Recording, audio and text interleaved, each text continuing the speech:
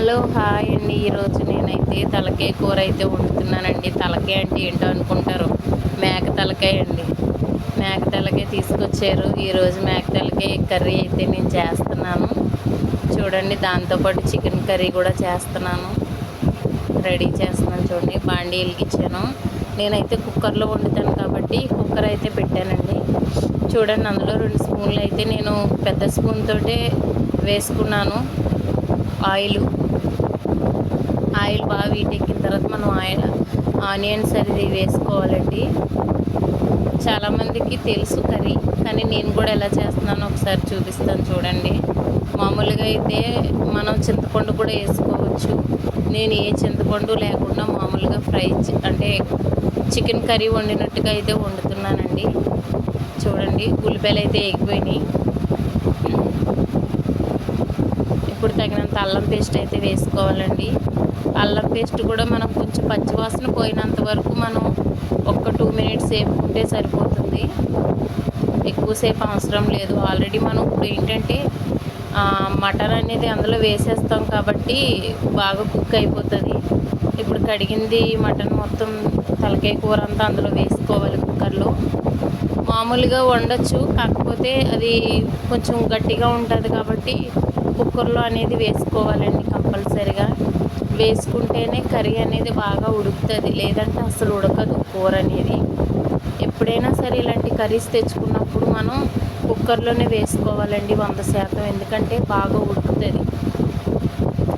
నేను ఇప్పుడు మామూలుగా అయితే కడిగేసి నేను అందులో వేసేసాను కదండి. చూడండి, ఇప్పుడు ఎంత మనం కుక్కర్లో మనకి ఒక 3, 4, 5 విజిల్స్ పెట్టుకుంటే, లేత మాంసం అయితే అవసరం లేదు. కొంచెం గట్టిగా ముదురుగా ఉండే మాంసం అయితే కంపల్సరీగా కుక్కర్ విజిల్ అనేది పెట్టుకోవాలండి, లేకపోతే అస్సలు ఉడకదు, ఏమీ బాగోదు కూడా అసలు. చూడండి, కొంచెం మగ్గింది. నేను ఇప్పుడు ఇందులో ఇందాక అల్లం పేస్ట్ వేసాను కదా, ఇప్పుడు కొంచెం పసుపు వేస్తున్నాను. దాంతోపాటు కొంచెం సాల్ట్ కూడా వేసేస్తున్నాను. చూసారా, కొంచెం అలా అటు ఇటు కలిపేసేసి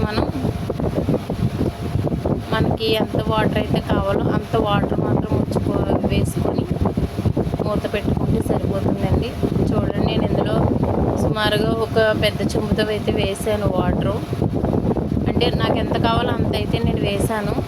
ఇప్పుడు కుక్కర్ మూత పెట్టేస్తున్నాను చూడండి. 5-6 విజిల్స్ వచ్చే వరకు మనం ఉంచుకోవాలి. అప్పుడే కర్రీ అనేది మనకు రెడీ అవుతుందండి. చూసారు కదా, తీసేస్తున్నాను నేను. చూడండి ఎంత బాగా కుక్ అయిందో.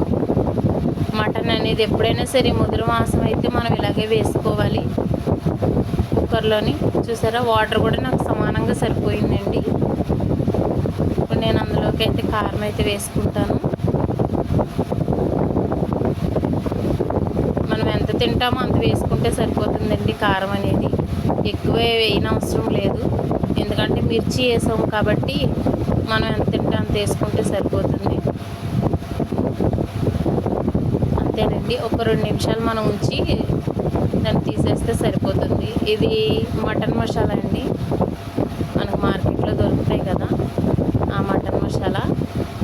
నేనైతే ఫుల్గా ఒక ప్యాకెట్ వేసేసానండి. దాంతో కొంచెం గరం మసాలా కూడా వేసాను. చూడండి ఫ్రెండ్స్, నేను చేసింది మీకు నచ్చితే కనుక లైక్ చేయండి, షేర్ చేయండి, తప్పకుండా సబ్స్క్రైబ్ అయితే చేయండి ఫ్రెండ్స్. Bye bye.